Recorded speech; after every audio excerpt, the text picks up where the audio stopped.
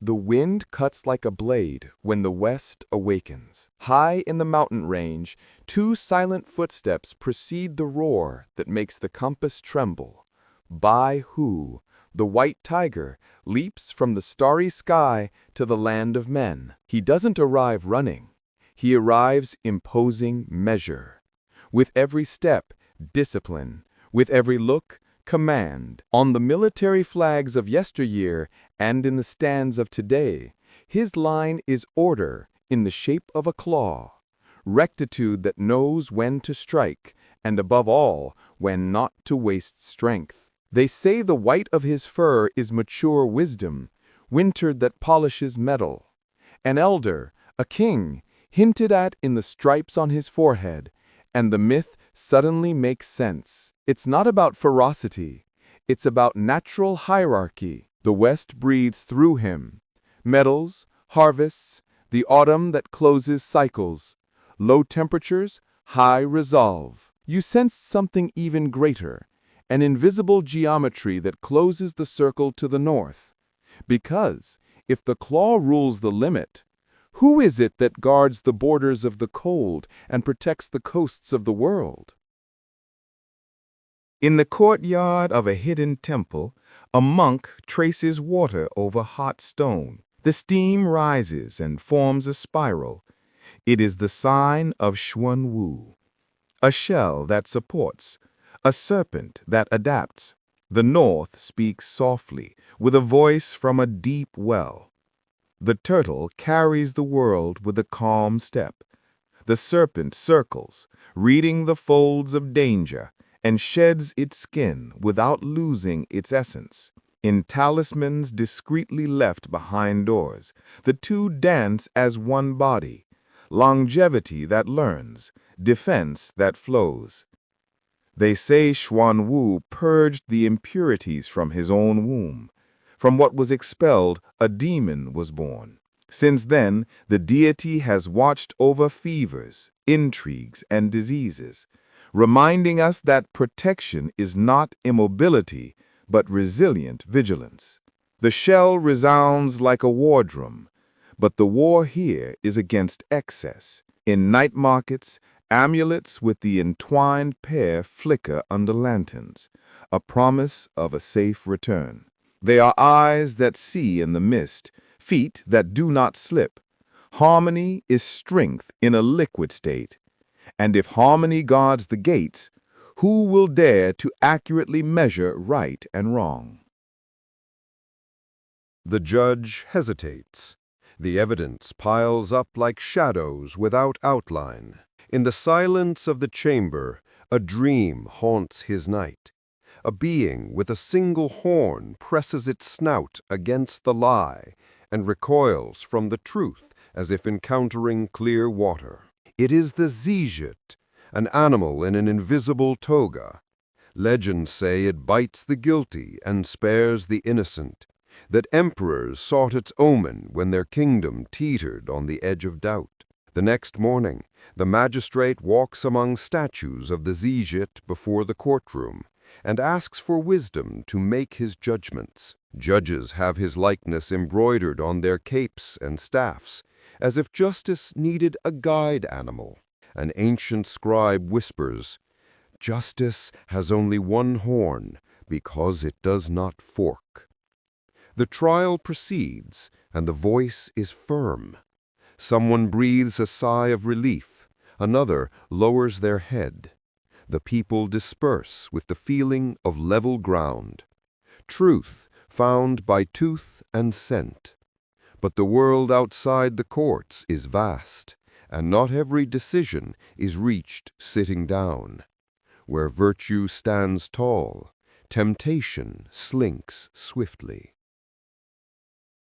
They say the Zouwu appeared like a colorful laugh in the midst of a storm. 5 hues in its mane, the scent of a true path, and a stride that covers 10,000 miles before blinking. The hero who sees it doesn't chase after it.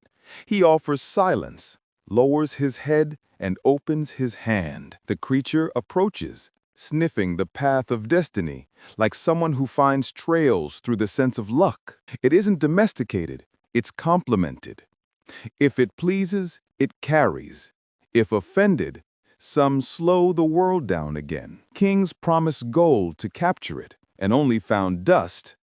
Poets mounted its back and returned with verses from another season. What you didn't know is that the Zouwu is a magical creature that appears in the film Fantastic Beasts: The Crimes of Grindelwald. But it is based on a Chinese mythological creature. The protagonist ascends, and in a gust of wind, the horizon shifts. Behind, the white tiger raises its eyebrow. Ahead, the north smiles in a spiral. There is seduction in the shortcut. There is danger of arriving too soon. Because between the flying step and the wavering heart, there lies a terror that cannot be negotiated. The flood came first as a murmur, then as a chorus. 9 voices, one substance. The sky spat water and fire, and no one understood how a river could burn. At the bend in the bridge, an elder spoke softly. Jiuying, the 9-headed one. Each head drank a season. One breathed flames. Another brought mist. Another spat torrents. Heroes presented themselves with ropes, spears, and prayers. They didn't win with brute force. They won by deciphering. They dammed the water where it wanted flame. They tired the fire with rain songs. The people carved grooves in the banks, wooden slashes, protective runes, and learned to count the floods with respect and rhythm. But when the storm looms, the ancient memory returns. You have to name the danger, so it loses its teeth. The chorus fades. The city breathes from the top of the dike, drops like bells beating on the rooftops. Because after fear, courage isn't enough. You need a map. And who among the wise knows how to name all the monsters? It was on an empty road that the sovereign encountered Baize. The creature didn't attack, didn't flee. It stopped and spoke. For days and nights it dictated names, customs, weaknesses. A bestiary as infinite as a constellation. Scribes with numb fingers recorded everything. A book was born that was more than a book. A shield made of pages. The village that studied its entries learned to differentiate noise from threat, rumor from omen. Merchants hung its image on their counters, reminding them that prosperity is about managing risk. In study halls and RPGs, the fascination persists. It is possible to win by knowing where not to tread. In certain rare copies, marginal notes reveal shortcuts of compassion. This one is appeased by music. That one fears spices. Knowledge doesn't kill the monster.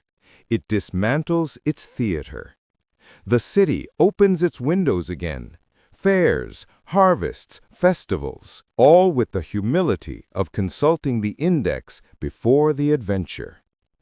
But the ancients were not naive.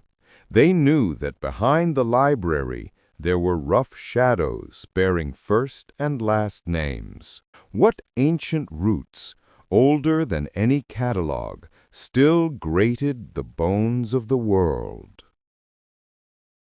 In the castle square, a bronze totem stands with a stern face and a stubborn gaze. It is Taowu, ill will in its mineral state. It doesn't roar, it stagnates. Wherever it passes, councils stall. Bridges won't come down. Wheels lose their axles. Ancients invoked it as a warning mirror. See what becomes of the kingdom when obstinacy wears a crown. Engravings depicted alongside crimes of presumption. Ceremonial weapons bear its relief as a reminder that force, unheeded, becomes a labyrinth with no way out. Some rites used it as a form of public shame, displaying the figures so the offender would feel the weight of their own rigidity. Through the centuries, Taowu persists as a living legend of what does not yield. And yet, there is a use in the thorn. Recognizing in it the caricature of our vices spares entire cities from repeated tragedies. People pass by, look at the bronze, and take a deep breath. The lesson is ancient. Giving in is not weakness, and when vices seem like perpetual night, one wonders, where will the light that does not depend on human lamps come from? At the edge of the world, a dragon sleeps with its eyes closed. When it opens, dawn breaks. Villages have learned to celebrate this blinking with lanterns, vigils, and bridges of light. They call it Zhulong, the one who lights the time. Some say it regulates winds. Others swear it blows the seasons, tuning the calendar with its chest. Children run among red lanterns, and the river carries them like tamed constellations. The city becomes the sky. On modern stages, dragons snake beneath LEDs. The ancient street lamp finds its reflection in the glow that maps buildings and avenues. It is not about taming a god, but about learning its rhythm, blinking along. The people understand. Terror dissipates when told. Stubbornness yields to dialogue. Haste finds its way when it listens. Justice is established when it breathes. The cycle closes with the naturalness of those who have always known. Because when Zhulong's eyelids grow heavy again, and night covers the rooftops, the first to open its eyes is not the sky. It is the White Tiger, with the king's glow redrawn on its forehead. The world breathes in a circle.